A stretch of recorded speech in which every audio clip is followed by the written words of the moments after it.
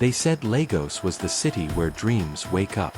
They did not tell Olivia that Lagos was also the city where dreams get stolen quietly, twisted slowly, and sometimes buried alive without anyone noticing. They did not warn her that the same city that promises light can also hide deep darkness behind shining billboards and smiling faces.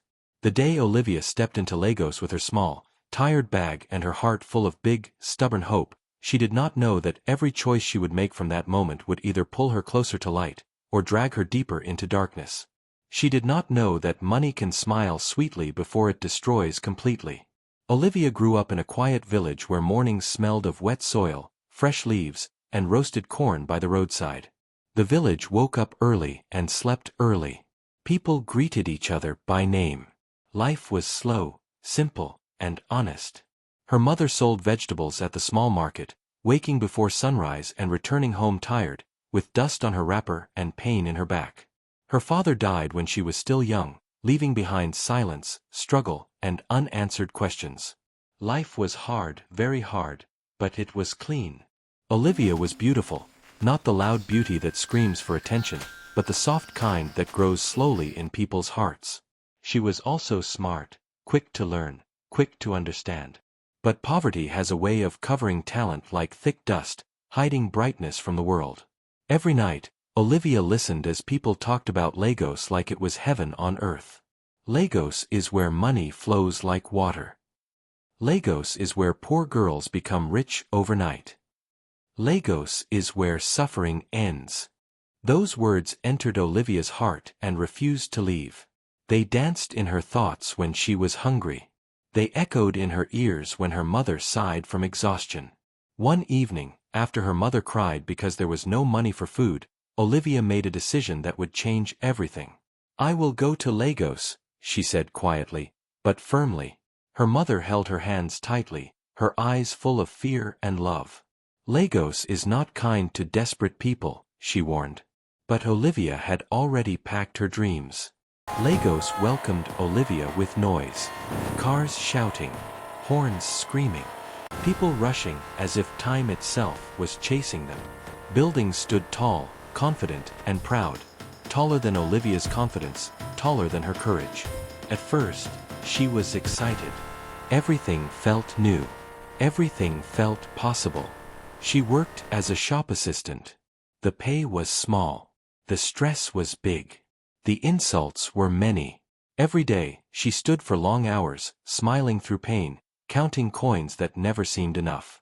She watched girls her age step out of big cars, hair shining like mirrors, phones expensive, clothes smelling of money.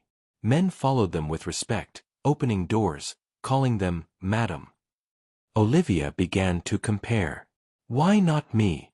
she asked herself. Comparison slowly poisoned her heart, drop by drop. One evening, Olivia met the city big boys. They wore clean clothes that smelled of confidence. Their shoes were brighter than her future. Money spoke loudly from their pockets. They laughed loudly. They sprayed money carelessly. They moved like people who feared nothing. They noticed Olivia. "You are fine," one said.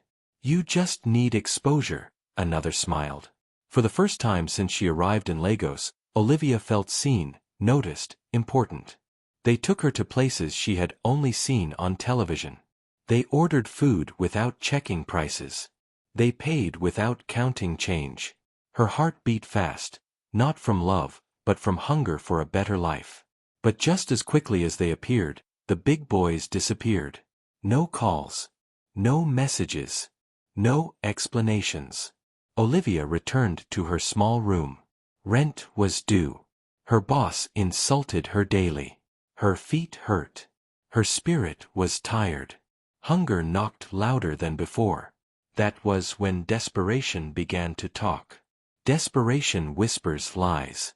It tells you shortcuts are blessings. It tells you rules are for weak people. It tells you that survival is more important than wisdom. Olivia listened. A woman noticed Olivia's sadness. "You are too fine to suffer," the woman said softly. "There is something that can help you." Olivia hesitated. Her heart warned her. Her stomach argued louder. The woman lowered her voice. It is not evil. Just a small charm to attract favor. Olivia asked questions. But her hunger answered first. She was given a spiritual promise, not something to understand deeply, but something to obey strictly. She was warned clearly. There are rules. Break them, and your mind will break with them. One rule was repeated again and again, slowly and clearly. Never let that which carries your charm touch water. Olivia nodded. At that moment, fear lived in her heart. But fear does not last long when money starts talking. Something changed. People noticed Olivia. Doors opened easily. Gifts came without begging. Money entered her life like a fast river, sweeping away memory and caution. She moved to a better place. She dressed better. She stopped calling home. Respect followed her footsteps. But pride followed closer. Money has a voice. It whispers, "You are safe now." Olivia began to feel untouchable. The warnings were just fear, she said. I am smart. She lived freely, carelessly, without restraint.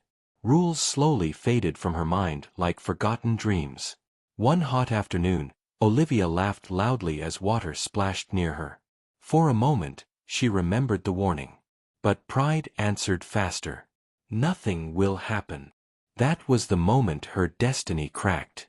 First, it was confusion, then fear, then noise inside her head. Olivia screamed. She ran. She cried. People watched.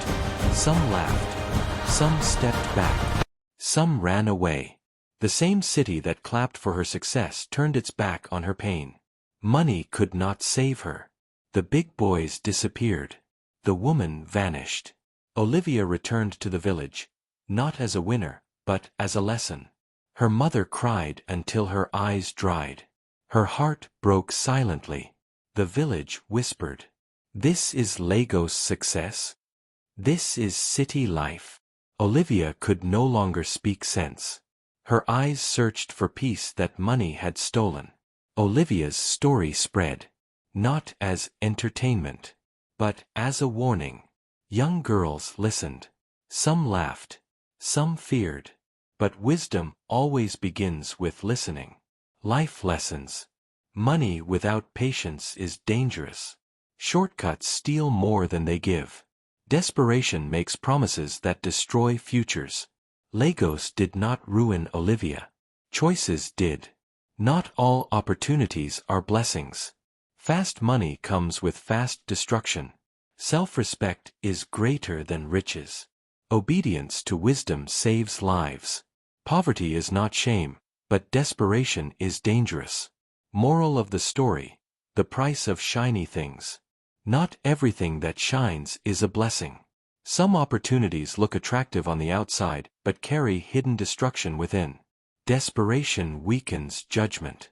When hunger and pressure speak louder than wisdom, people make choices that destroy their future. Shortcuts often lead to long pain. Fast success without patience, effort, or discipline usually comes with consequences. Money without wisdom is dangerous. Wealth cannot protect a person who ignores rules, warnings, and common sense. Pride makes people forget caution. The moment Olivia felt untouchable was the moment she became vulnerable. Self-respect is worth more than riches. No amount of money is worth losing one's peace, dignity, or sanity. Poverty is not shame, but wrong choices are costly. Being poor does not destroy lives. Desperation and careless decisions do.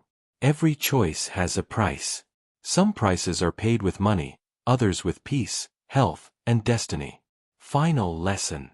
Success that is built on wisdom lasts, but success built on desperation and shortcuts destroys the very life it promises to save.